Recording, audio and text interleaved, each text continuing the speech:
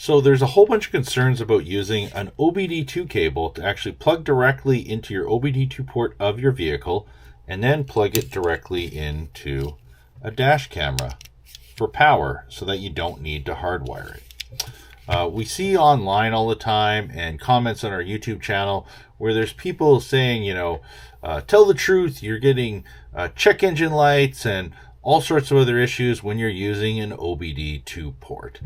And we see online, especially sometimes on the forums and on Reddit, where people are claiming that check engine lights and other challenges are arising when they're installing a dash camera by using an OBD2 port. So we wanted to actually explain to you with 3 different OBD2 cables and why there may be challenges sometimes. So we have the Thinkware OBD2 cable, and I want you to pay attention to the amount of pins that are in this one here. There's 8 pins used on the Thinkware OBD2 cable. We have the IROAD, and the IROAD uses 2 pins. And then GNET was one that we used to sell lots of, has 4 pins. So why is there 2 pins, 4 pins, and 8 pins used on these different connectors? And why could it possibly cause any problems? So we've been using the IROAD connector for about 3 years now. I have no known reports of check engine lights or any challenges of that sort in any way, shape, or form. And the reason why I think that is because it only uses 2 pins. And when we look at what the pinout is on a 16-pin OBD2 connector, pin 4 is ground and pin 16 is constant power. So you're not actually communicating with the vehicle computer at all in any way. You're only hooking up to ground and you're only hooking up to constant power.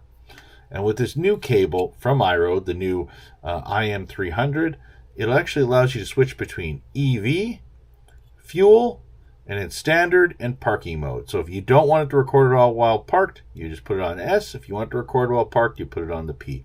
So these are the options with this. So this one we've used for years and we haven't had any issues. I've had a BMW that on this style cable where when you turn the vehicle off, it went into drive mode, and when you turn the vehicle on, it went into park mode. So that one obviously didn't get an OBD2 cable and we had to hardwire it a different way. However, we haven't had any issues with like check engine lights or anything like that with this particular IROAD cable. And that's why I think because they use the pin 4 and pin 16. Now, when we get into GNET's cable is using 4 pins. They're using pin 4, pin 5, pin 14, and pin 16. So when we actually take a look at this, pin 4 and 5, pin 4 is chassis ground, which we already talked about. Pin 5 is signal ground. Now, I don't really think this is a big issue because typically that means it's piggybacking off of ground, and it's usually not an issue. Even some vehicles, even pin 4 and pin 5 are common using the same ground. I'm not telling you to do that. I'm just saying that I don't think that is what's causing any issues with your vehicle. Now, when you look at pin 14, which I did have a couple times where this GNET did have issues on a vehicle. Pin 14 is CAN low. Right? CAN low, if you don't know what it uses a 2-wire CAN protocol at 1 megabyte per second speed. This is according to Wikipedia information on that pin. So, in that method, it could be integrating with your CAN system. There could be some communication. I'm not 100% sure. I'm not electrical or electronic engineer, but what I want to make sure to understand is people who are having problems, that's why you might be, because you have pins that are integrating with that. Now we get to the Thinkware. The Thinkware has 8 pins that integrate with the connector, and it uses pin 4, pin 6, 7, 8, 12, 13, 14, and 16. So let's go over those pins. Pin 6 is CAN high. CAN high follows a 2-wire CAN protocol at 1 megabytes per second. So it's integrating with CAN high, which typically is communicating with the computer. We also have pin 7, which is a K-line pin, follows a asynchronous serial communication protocol.